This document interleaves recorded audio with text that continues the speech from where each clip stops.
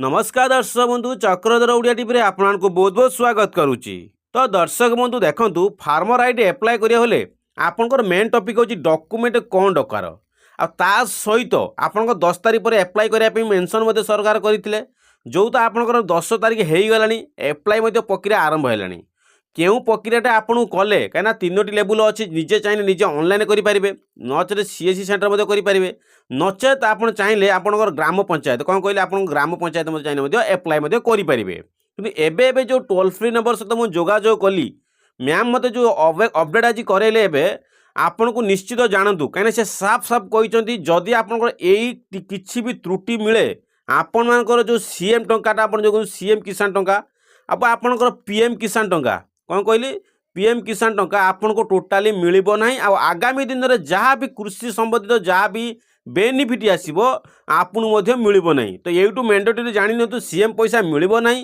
PM पैसा भी मिलिबो नाही आ आगामी दिन में जहाँ भी आपनकर साफ साफ कहले आगामी दिन में जहाँ भी आपनकर सब कुछ कृषि संबंधित लाभ आसीबो बेनिफिट आसीबो आपन सेतुर मध्ये वंचित मध्ये रहिबे। तो ए सब को अपडेट करंतु तुरंत कौन डॉक्यूमेंट लगे ता मैंडेटरी होंतु डॉक्यूमेंट केउ नार थिले आपन जेजेंग नार थिले आपन जदि किपर ताको डॉक्यूमेंट मेंशन करि परिबे का भागो जिबे ता मु एथरे डॉक्यूमेंट कौन लगे सब कुछ एथरे मेंशन करैछि जो टोल फ्री नंबर से जोगाजोग करी मेंशन करैछि वीडियो को शेष जा देखले संपूर्ण अपडेट बुझी पारे से मैडम जदि कौन कहचंती मु ताको सहित कौन प्रश्न करिछि सब कुछ आपन वीडियो शेष जा देखले जानि पारिबे। तो से दयाकोरी कहूँ चैनल को नुआ करी आसते तेबे चैनल को लाइक सब्सक्राइब करेंगे जदि कहीं बहुत सारा अपडेट आप कृषि संबंधी अपडेट जहाँ भी आसान सर्वप्रथम चैनल में पाइपर। तो से तो कहूँ चैनल को सब्सक्राइब करूँ जहाँ भी नुआ नुआ अपडेट आसो सर्वप्रथम चैनल सर्वप्रथम नोटिफिकेशन पाइपर। तो आउरी गोटे कथा को देखो बहुत सारा यूट्यूब भाइराल ये ऑनलाइन अप्लाई है देखो एवं ऑनलाइन प्रक्रिया आरंभ होची। तो से सब दृष्टि पूर्व जो मैंने अप्लाई करते निश्चित प्रोब्लेम फसवे कहीं पूर्व जो फेक वीडियो देखिकी से कौन कले बहुत सारा फेक वीडियो देखी ऑनलाइन अप्लाई कर जो ऑनलाइन रे अप्लाई करदे से किसी त्रुटि मिल पारे कि नहीं सबकि आपन को आप वीडियो कह वीडियो जमा भी स्किप करूँ नहीं कौन आजिकार अपडेट जान नियंतु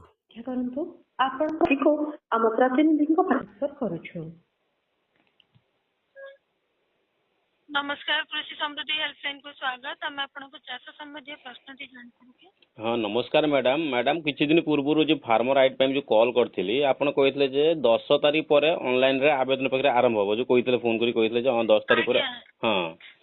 तो से 10 तारिख पर कौन ये 10 तारिख तो पार होगा एवं कौन ऑनलाइन रे अप्लाई हम ना हेनी जनसेवा केन्द्र जनसेवा केन्द्र करहब आप जो कहते पंचायत हो पार तो पंचायत मुझे बुझुली पंचायत हो माने कौन ना हम जनसेवा केन्द्र पचारे कहे आवेदन करने रेजिस्ट्रेशन ठीक अच्छे जनसेवा केन्द्र आरंभ हो सारे आज्ञा 10 तारिख स्टार्ट हो जाए। ताने सर जदि मैडम एटा होउची ऑनलाइन रोउची पुनी पंचायत रे काई सब स्कीम बाहरची जे पंचायत रे तान जाने अप्लाई करि परिबे पुनी ऑनलाइन रे अप्लाई करि परिबे जदि ऑनलाइन प्रक्रिया आरंभ हेइची ताने पंचायत रे काई योजना रखी नहीं आपनकर सुनंतु 1 तारिख रु आरंभ हो जाइतला हेल्थ टैक्स आकार रे माने जो माने के करबा पई चाहिबे ऑफलाइन आकार रे पंचायत रे जाकी करि परिबे किंतु आपनकर जनसेवा केन्द्र रे आरंभ हो जाइती 10 तारिख ठीक अछि 10 तारिख पर जदि आरंभ हेइची जदि माने जने जनसेवा केन्द्र जाई परिबेनी सपोज जने बाहर ओडिसा बाहर अछन से अप्लाई करियो चाहउचंती से कोन ऑनलाइन पोर्टल लॉगिन करी निजे करि परिबे ना सपोज हां बाहर अछि तबे आपण करि परिबे ठीक अछि काहे कि ना जनसेवा केन्द्र रे जो अछंती एजेंट माने तांको प्रॉपर ट्रेनिंग दे जाय ठीक अछि यदि आपण करि परिबे तबे करंतु ऑनलाइन चाहिए भी चाहिए आपन को ऑनलाइन भी चाहिए निजे खुद करि परिबो जदि जनसेवा केन्द्र जने करियबो जदि आपनकर हां जदि आपण को आसीबो माने आपण करि परिबे तबे आपण करि परिबे तार वेब पोर्टल रहिछे से वेब पोर्टल माध्यम रे आपण करि परिबे नचे त आपण जनसेवा केन्द्र जे नहीं करि हबो ठीक अछि एबे स्टार्टिंग हो कोन मैडम एतर डॉक्यूमेंट एबे कोन सब लागु जे तरे तथाबी जेमिति कि आपण भूमिधारी चाषी होइतबा नियाठी आवश्यक ठीक अछि जदि आपण को नारी जमी पटा अछि तबे आपण रजिस्ट्रेशन करि परिबे आधार कार्ड दरकार आधार सहित आपण फोन नंबर लिंक होइतबा दरकार ओटी वेरीफाई हबो आज्ञा जदि जमी पटा नथिबो जदि सपोज मो जे जंगनार अछि जे डेथ हेइ छंती आ बापा को नार जमी नहीं सब मो नार भी जमी नहीं तो हाँ से क्षेत्र जेजंगनार जमी पूर्व अच्छी जेजंगनारू ट्रांसफर होगी बापा ना को भी आसी पारनी बहुत एभा अच्छी जेजंगनार अच्छी बापा ना को आसनी तो बापा अंते पुओ भी चाष क्षेत्र में सब संभालुं ତ ସିଏ ଫାର୍ମ ରାଇଟ୍ କରିବେ ଜେଜେଙ୍କ ନାଁରେ ଜମି ଅଛି ତ ସେ କ୍ଷେତ୍ରରେ କଣ କଣ ଡକୁମେଣ୍ଟ ଲାଗିବ? ଆଜ୍ଞା ମାନେ ଆପଣଙ୍କର ଯେମିତି କି ଜେଜେ ବାପା ମରି ଯାଇଛନ୍ତି ବାପାଙ୍କ ନାଁରେ ଜମି ନାହିଁ ହୁଁ ଆପଣଙ୍କୁ ପ୍ରଥମେ ଜେଜେଙ୍କ ନାଁରେ ଗୋଟେ ଡେଥ୍ ସାର୍ଟିଫିକେଟ କାଢିବା ପାଇଁ ପଡିବ ଓଡିଶା ଆଉ ଗୋଟେ ସରକାର। ମ୍ୟାଡାମ ଆଗରୁ ଯୋଉ 10 ବର୍ଷ 15 ବର୍ଷ ପୂର୍ବରୁ ଯୋଉ ଡେଥ୍ ସାର୍ଟିଫିକେଟ ଥିଲାନି ନା ଟୋଟାଲ କିଛି 15-20 ବର୍ଷ ପୂର୍ବରୁ ଡେଥ୍ ନାଇଁ ସାର୍ଟିଫିକେଟ। ଏବେ ଯାଇ କାଢି ପାରିବେ ଠିକ ଅଛି। ଆଚ୍ଛା ଡେଥ୍ ସାର୍ଟିଫିକେଟ ଜେଜେଙ୍କ ଆଜ୍ଞା ନାଁରେ ହଁ ଜେଜେଙ୍କ ନାଁ ଡେଥ୍ ସାର୍ଟିଫିକେଟ ବାପାଙ୍କ ନାଁରେ ଶୁଣନ୍ତୁ ବାପା ତ ଜୀବିତ ଅଛନ୍ତି ହଁ ଜୀବିତ ଆପଣଙ୍କର ହଁ କେବଳ ଜେଜେଙ୍କ ନାଁରେ କାଢିବେ ହଁ ଏବଂ ଜମିପଟା ନେଇକି ଯିବେ ଜମିପଟା ନେଇକି ଆର୍ଆଇଙ୍କ ପାଖକୁ ଯିବେ ତହସିଲ ଅଫିସରେ ଯାଇକି ତାପରେ ଯାଞ୍ଚ କରିସାରିବା ପରେ ଆପଣଙ୍କ ନାଁରେ ଏବଂ ଆପଣଙ୍କ ବାପାଙ୍କ ନାଁରେ ଠିକ ଅଛି ଜମି ଆପଣଙ୍କର ଯେତିକି ମାନେ ସେୟାର ଭାଗ ଥିବ ମାନେ ଯେତିକି ଭାଗ ଥିବ ହୁଁ ଆପଣ ସେଇ ହିସାବରେ ଆପଣଙ୍କର ଟ୍ରାନ୍ସଫର କରାଇବେ ଏବଂ ବାପାଙ୍କ ନାଁରେ ମଧ୍ୟ କରାଇବେ ଠିକ ଅଛି। ସପୋଜ ତାପରେ ଏବେ ପସିବଲ ହବ ନା ସର ଜମି ଟ୍ରାନ୍ସଫର କରିକି ମୁଁ ଫାର୍ମ ରାଇଟ୍ କରିବି କଣ ଜମି ଟ୍ରାନ୍ସଫର? ଶୁଣନ୍ତୁ ଆଜ୍ଞା ବର୍ତ୍ତମାନ ପାଇଁ ସରକାରଙ୍କ ଅନୁସାରେ ସୂଚନା ଆସିଛି ଆର୍ଆଇଙ୍କ ପାଖକୁ ଗଲେ ତାଙ୍କୁ ଜଣେଇବେ ସେ ସେଇ ଅନୁସାରେ କରିବେ ଠିକ ଅଛି। ତାହେଲେ ଜେଜେଙ୍କ ନାଁରେ ଯଦି ଥିବ ତାହେଲେ ବାପାଙ୍କ ନାଁ ନଥିଲେ ବି ତାହେଲେ କରିହବନି ତାହେଲେ ଜମି ଟ୍ରାନ୍ସଫର ବାପାଙ୍କ ନାଁ କରିବାକୁ ପଡିବ ଆପଣ କହୁଛନ୍ତି? ବାପାଙ୍କ ନାଁ କରିବେ ଏବଂ ଆପଣଙ୍କର ସେଥିରୁ ମଧ୍ୟ କେତେ ଭାଗ ଅଛି ଆପଣଙ୍କ ନାଁ ହଁ ମଧ୍ୟ ସେଟା କରିବେ ଜମି କରିବାକୁ ପଟାରେ ପଡିବ। ଆପଣଙ୍କର କେତେ ମାନେ ଆପଣଙ୍କ ନାଁ ରହିବା ଦରକାର ଠିକ ଅଛି। ସପୋଜ ଏ ପୋଜିସନ ଯଦି ଜଣେ ଚାହିଁବ ମୁଁ ଜେଜେଙ୍କ ନାଁରେ ଅଛି ମୁଁ ଜେଜେଙ୍କ ଆପଣଙ୍କ କାଷ୍ଟ ସାର୍ଟିଫିକେଟ ଆପ୍ଲାଏ କଲା ବେଳକୁ ଆପଣଙ୍କ ନାଁରେ ଡକୁମେଣ୍ଟ ବାପାଙ୍କର ଆଉ ଜେଜେଙ୍କ ନାଁରେ ଡକୁମେଣ୍ଟ ସବୁ ଭେରିଫାଇ ହେଲା ବେଳକୁ ମ୍ୟାଚିଂ ହେଲା ପରେ ଗୋଟେ କାଷ୍ଟ ସାର୍ଟିଫିକେଟ ମିଳୁଛି ଅନଲାଇନରେ ସେମ୍ ସେଇପରି ଏଥିରେ ଯଦି ମୁଁ ଚାହିଁବି ଜେଜେଙ୍କର ଡେଥ୍ ସାର୍ଟିଫିକେଟ ତା ବାପାଙ୍କର ଆଧାର କାର୍ଡ ମୋର ଆଧାର କାର୍ଡ ଏଭଳି 3 ଜଣଙ୍କ ଡକୁମେଣ୍ଟ ସେମ୍ ଦେଲେ କଣ ଆପ୍ଲାଏ ହେଇପାରିବନି? ନାଇଁ ନାଇଁ ଶୁଣନ୍ତୁ ଜମି ପଟାରେ ଯେମିତି ହିତାଧିକାରୀଙ୍କର ନାଁ ରହିଥିବା ଦରକାର ଠିକ ହଁ ଅଛି। ଜମିଙ୍କ ଆଧାର କାର୍ଡରେ ଶୁଣ ଜମିଙ୍କ ନାଁରେ ବାପାଙ୍କ ନାଁରେ ଜେଜେଙ୍କ ନାଁ ରହିଛି ଆଜ୍ଞା ସପୋଜ ବାପାଙ୍କ ନାଁରେ ଯାଆନ୍ତି ବାପାଙ୍କ ନାଁ ଥିବ ଆଧାର କାର୍ଡରେ ଆଉ ମୋ ନାଇଁ ବାପାଙ୍କ ନାଇଁ ନାଁରେ ମୋ ବାପାଙ୍କ ନାଁ ଥିବ ମୋ ବାପାଙ୍କ ଆଜ୍ଞା ନାଁରେ ମୋ ବାପାଙ୍କ ନାଁ ଥିବ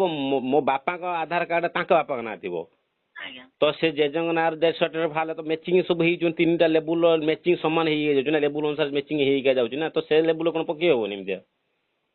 ନାଇଁ ନାଇଁ ଶୁଣନ୍ତୁ ଆପଣ ତାଙ୍କର ରିଲେସନରେ ପୁଅ ଏବଂ ନାତି ବୋଲି ଯୋଉଟା ସେଇଟାକୁ ଆପଣଙ୍କର ପକେଇବାକୁ ପଡିବ ଠିକ ଅଛି। ହଁ ମୁଁ ସେଇଟା କଣ ଡକୁମେଣ୍ଟ ଯାହା ବି ଜମି ତାଙ୍କ ନାଁକୁ ଆଣିବାକୁ ପଡିବ ଯେ ବାପାଙ୍କ ନାଁକୁ ନା କଣ? ବାପାଙ୍କ ଶୁଣନ୍ତୁ ଯଦି ଆପଣଙ୍କ ବାପା ଯଦି ରେଜିଷ୍ଟର କରିବେନି ହୁଁ ତେବେ ଯାହା ବି ସରକାରଙ୍କର ମାନେ ସ୍କିମ ହଉ ଯାହା ବି ଯେମିତି ସିଏମ କିଷାନ ପିଏମ କିଷାନ ହେଲା ହୁଁ ଏଗୁଡା ସବୁ କଟିଯିବ ଠିକ ଅଛି। ମାନେ ଆପଣ କହୁଛନ୍ତି ଯଦି ଆପଣ ସିଏମ କିଷାନ ମୋ ନାଁରେ ଆସିକି ପିଏମ କିଷାନ ଆସି ସବୁ ଆଉ ତାକୁ ବି ମିଳିବନି? ମିଳିବନି ଆଜ୍ଞା। ଏଇ ଫାର୍ମ ରାଇଟ୍ ରେ ହିଁ ଏଇ ସବୁ ହିଁ ମେନସନ କରାଯାଇଛି ଯାହା ବି ଫାର୍ମ ରାଇଟ୍ ରେ ରେଜିଷ୍ଟ୍ରି ନ କଲେ ଆପଣଙ୍କର ସରକାରଙ୍କର ଯାହା ବି ସ୍କିମ ଆସିବ ତା ଦେହରୁ ଆପଣ ବଞ୍ଚିତ ରହିଯିବେ ଠିକ ଆଗକୁ ଅଛି। ଯାହା ବି ସ୍କିମ୍ ଆସେ ସେ କଟିଯିବ ତା ସହିତ ଫାର୍ମ ଆମର ଯୋଉ ଇଏ ଆଇଡି କଣ ଆମର ଯୋଉ କାଳିଆ ଯୋଜନା ଯୋଉ ପରିବ ସିଏମ ଆଜ୍ଞା ଯୋଜନା ପିଏମ କିଷାନ ମଧ୍ୟ କଟିଯିବ। ଆଚ୍ଛା ଏବେ ତ ପ୍ରୋବ୍ଲେମ ଫସିଗଲି ମୁଁ ତ ମୋ ଭଳିଆ ଏଭଳିଆ କେତେ ଲୋକ ଏଭଳିଆ ପ୍ରୋବ୍ଲେମରେ ଅଛନ୍ତି ଏଭଳିଆ ସବୁ। ତ କ୍ଷମା କରିବେ ସାର୍ ଯେହେତୁ ସରକାରଙ୍କ ତରଫରୁ ଏହା ସୂଚନା ଆସିଛି ତେଣୁକରି ଆପଣଙ୍କ ଏ ବାବଦରେ ମେସେଜ ଅଛି ଠିକ ଅଛି। ଠିକ ଅଛି ମ୍ୟାଡାମ ତାହେଲେ କିଛି ଗୋଟେ ସମାଧାନ ମତେ ଆରଆଇ କୁ ଦେଖା କରିବାକୁ ପଡିବ ନାଇଁ କି ଆପଣଙ୍କୁ? ଆଜ୍ଞା ତାହେଲେ ମତେ ଏବେ ଆରଆଇଙ୍କ ସହିତ ଯୋଗାଯୋଗ କରିବା ପରେ କଣ ହେଇପାରିବ ନା ବ୍ଲକ ଯିବାକୁ ପଡିବ? ଆଜ୍ଞା ଆର୍ଆଇଙ୍କ ସହିତ ଯୋଗାଯୋଗ କରିବେ ଠିକ ଅଛି। ଠିକ ଅଛି ହଁ ଠିକ ପ୍ରଥମେ ଜେଜେଙ୍କ ନାଁରେ ଡେଥ୍ ସାର୍ଟିଫିକେଟ କାଢିକି ହୁଁ ତାପରେ ନେଇକି ଯିବେ ତାପରେ ଆପଣ ଠିକ କରାଇବେ ଯଦି ଆରଆଇ ପରବର୍ତ୍ତୀ ସମୟରେ କିଛି ବି ନା ପ୍ରଶ୍ନ ଏବେ ଥିବ ସମୟ କହିଲା ପରେ ସପୋଜ ବାପା ଏବେ ବାହାରେ ଅଛନ୍ତି ମୁଁ ଘରେ ଚାଷ ସମ୍ଭାଳୁଛି ବାପା ଏଇନା ବିଦେଶରେ ଅଛନ୍ତି ସପୋଜ ବାପା ବିଦେଶରେ ଅଛନ୍ତି ବାପା ଏଇନା ଆସିପାରିବେନି ବେଙ୍ଗଲୁରୁ ଅଛନ୍ତି ମୋ ଜେଜେଙ୍କ ଡେଥ୍ ସାର୍ଟିଫିକେଟ ନେଇ ମୁଁ ସେଇଥିପାଇଁ ଯିବି ଆପ୍ଲାଏ କରିବା ପାଇଁ ବାପା ଏଇନା ବେଙ୍ଗଲୁରୁ ଅଛନ୍ତି ମୁଁ ଚାହୁଁଛି ଆପ୍ଲାଏ କରିବା ପାଇଁ ନା ସେଇଥିପାଇଁ ମୁଁ ଆଜ୍ଞା ଶୁଣନ୍ତୁ ମାନେ ଧରି ନିଅନ୍ତୁ ଆପଣ ମଧ୍ୟ 3 ଭାଇ ଅଛନ୍ତି 2 ଭାଇ ଯଦି କରିବେ ହୁଁ ଜଣେ ଭାଇ ରହିବେନି ତେବେ ସେ ଜାଗାରେ ମଧ୍ୟ କରିପାରିବେ ନାହିଁ କାହିଁକି ନା ତାଙ୍କ ଅନୁପସ୍ଥିତି ବିନା ଆପଣ ଆଚ୍ଛା କରିପାରିବେନି। ତାକୁ ବି ଉପସ୍ଥିତ ରଖିବାକୁ ପଡିବ। ହଁ ଆଜ୍ଞା ସେୟାର ହୋଲ୍ଡର ସହିତ ତାଙ୍କୁ ଉପସ୍ଥିତ ରହିବାକୁ ପଡିବ।